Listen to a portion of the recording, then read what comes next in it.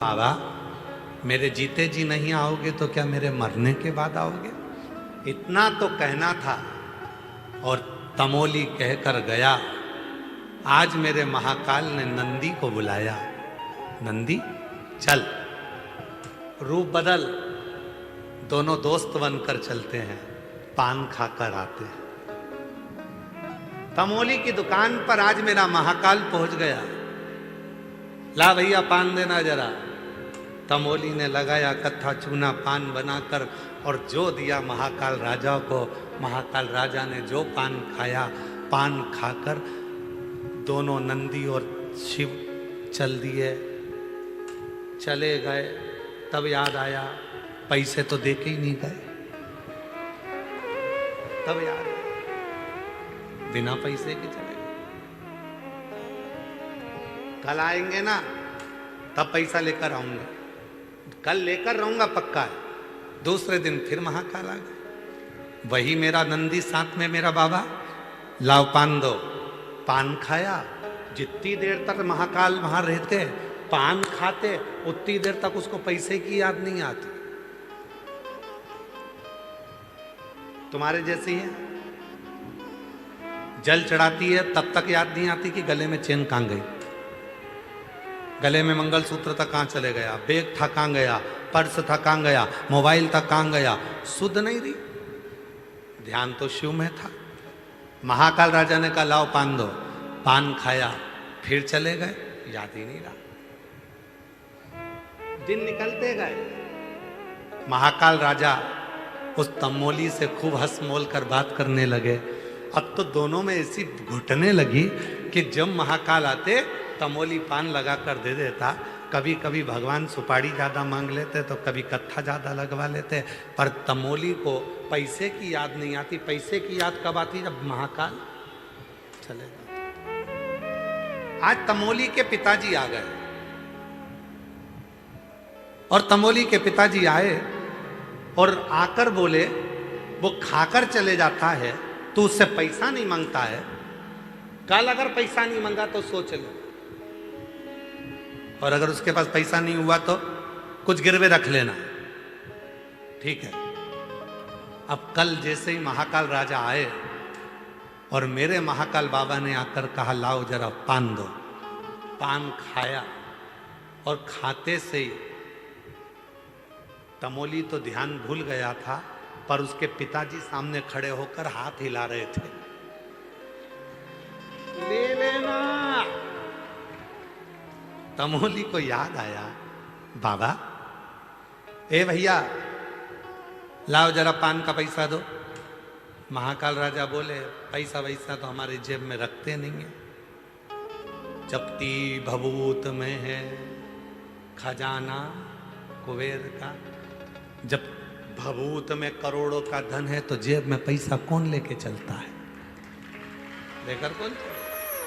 जप्ती भभूत में है खजाना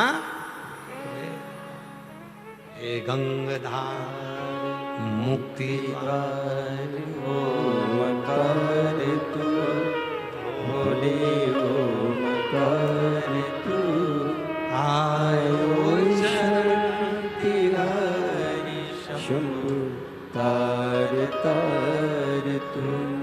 अवंतिका नरेश भगवान उज्जैनी के राजा मेरे काल अधिपति महाकाल राजा स्वयं कह रहे हैं मेरी जेब में तो कुछ है नहीं, क्योंकि मेरे पास जेब ही नहीं है, पैसा वैसा नहीं है।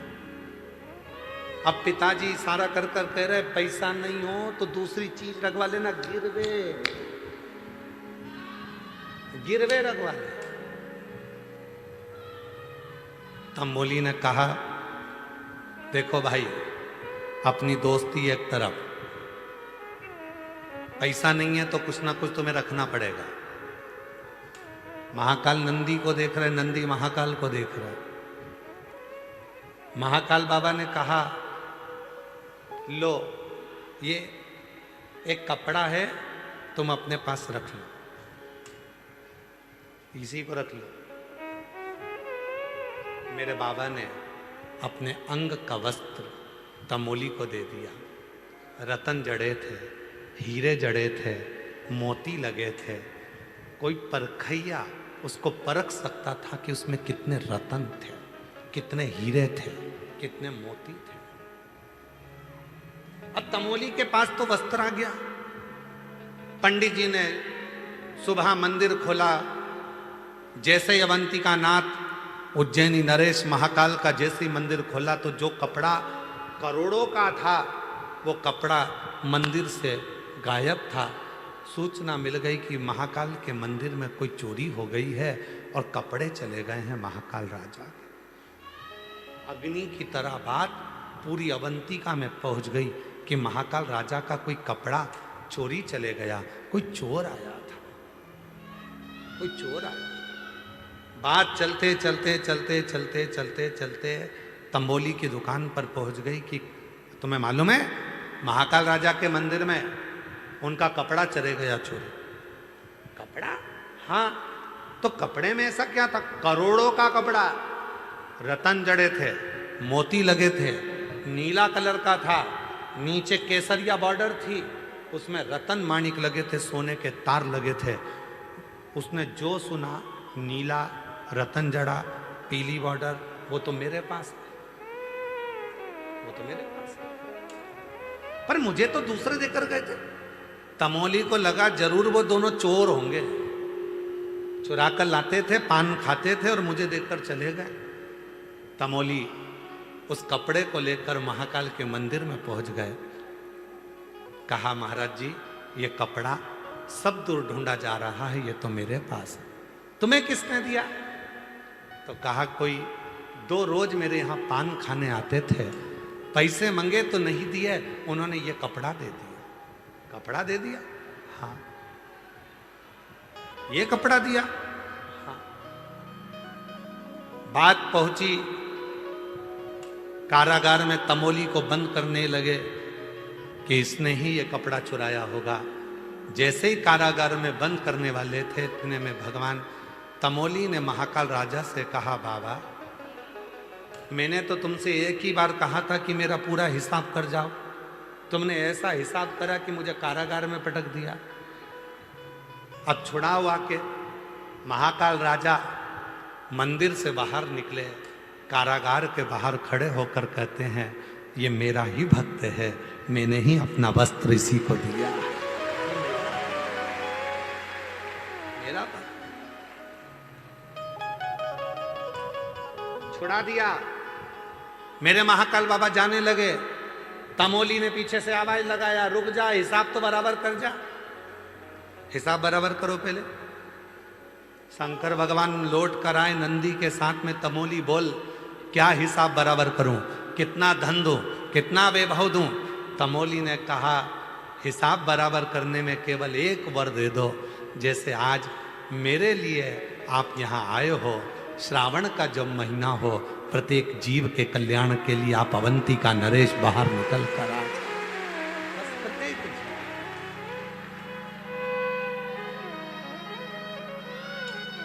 सबके।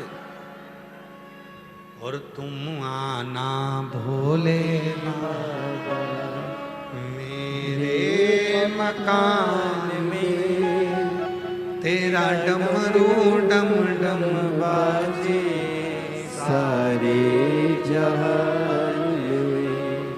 तुम आना भोले बाबा मेरे मकान में, तेरा डमरू डम डम बाजे सारे जहान में।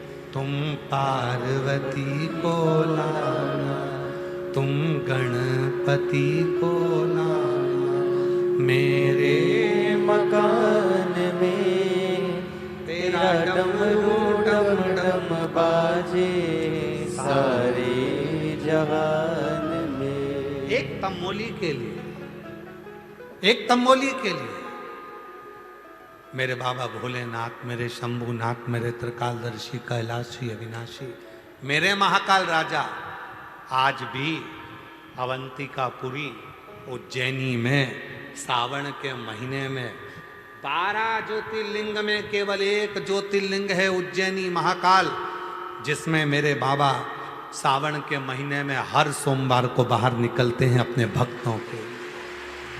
एक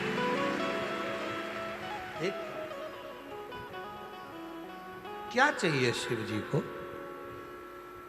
केवल तुम्हारा भाव, शुद्ध भाव और कुछ नहीं।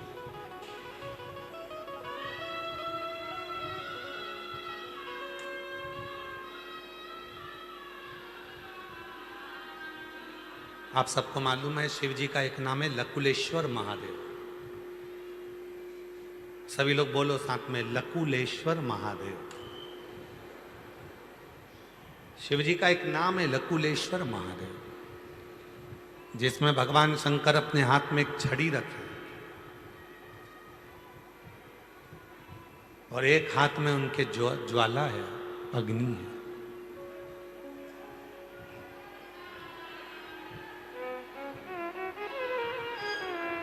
नहीं चल रहा है? एलईडी नहीं चल रही है क्या? एलईडी नहीं चल रही है कि माइक नहीं चल रहा है? एलईडी, एलईडी वाले एलईडी चलाएं।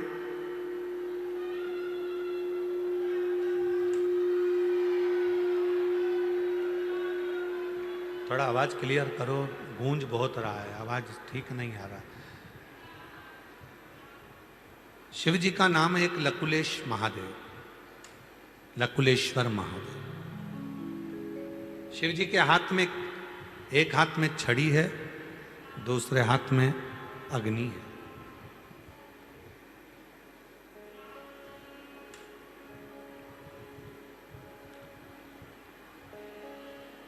कूर्म पुराण के शिव जी का एक नाम है लकुलेश महादेव। कूर्म पुराण के अध्याय नंबर 53 में, वायु पुराण के अध्याय नंबर 23 में, लिंग पुराण के अध्याय नंबर 24 में लकुलेश महादेव का वर्णन है। लकुलेश जिनके एक हाथ में छड़ी है और दूसरे हाथ में अग्नि है, लकुलेश।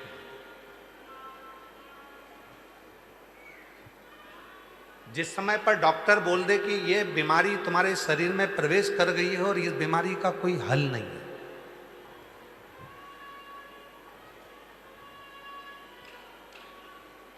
कई बच्चे ऐसे हैं, कई बुजुर्ग ऐसे हैं जिनके शरीर के पांव काम नहीं कर रहे हैं, हाथ काम नहीं कर रहे हैं, धीरे धीरे उनका शरीर शिथिल होते जा रहा है, शरीर की नाड़ियां काम करना बंद कर देती हैं या शरीर काम करना बंद कर देता है।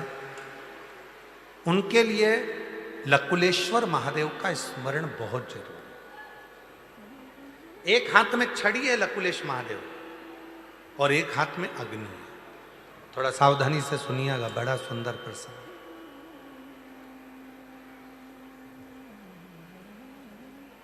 एक बार धर्मराज न्याय करने के लिए बैठे थे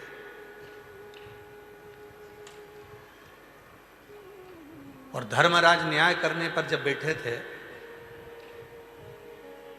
सारे देवताओं के जितने भी भक्त प्राण छोड़कर जा रहे थे उनके साथ निर्णय हो रहा था। एक महाकाल का भगत था, शिव का एक भक्त था, भगवान शंकर का एक भक्त, कुछ नहीं करता था, कुछ केवल एक काम करता था।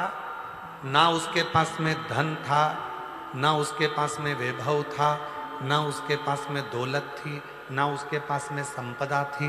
केवल एक काम करता था, शिव का जो शिवलिंग मिल जाता था उस शिवलिंग के चारों तरफ सफाई कर देता था, साफ कर देता था। शिवलिंग के चारों तरफ सफाई करता था, शिवलिंग के चारों तरफ साफ करता था। बस एक नियम था उसका, ना वो बेलपत्र चढ़ाता था, ना वो जल चढ़ाता था, ना वो चावल चढ़ाता था, ना वो दीप जलाता था, ना उसके पास चंदन था, ना अगर था, ना तगर था, ना धूप बत्ती थी, ना अगरबत्ती थी, कुछ नहीं। केवल चंदन का लेपन करने की जगह भूमि की सफाई करता था। शिव जी के वो भक्त के प्राण छूट गए। प्राण छूटे तो वो धर्मराज के सामने गया। जितने भी भक्त आ रहे थे धर्मराज उनको बैकुंठ की ओर भेजते जा रहे थे, पर शिव का ये भक्त ऐसा था जिसने ना लोटा भर के जल चढ़ाया, ना बेलपत्र चढ़ाई, ना कभी व्रत करा, ना कभी उपास करा, केवल मंदिर की सफाई करी। इसको देखकर धर्मराज के मुख से निकल गया कि एक काम करो कि इसने कभी मंदिर में ना चंदन लगाया, ना जल चढ़ाया, ना धूप बत्ती लगाई, ना अगरबत्ती लगाई, ना दिया जलाया, ना पूजन करी, केवल मंदिर में सफाई करता था, इसलिए इसको स्वर्ग का रास्ता नहीं दिखा सकता, इसको वैकुंठ नहीं दे सकता।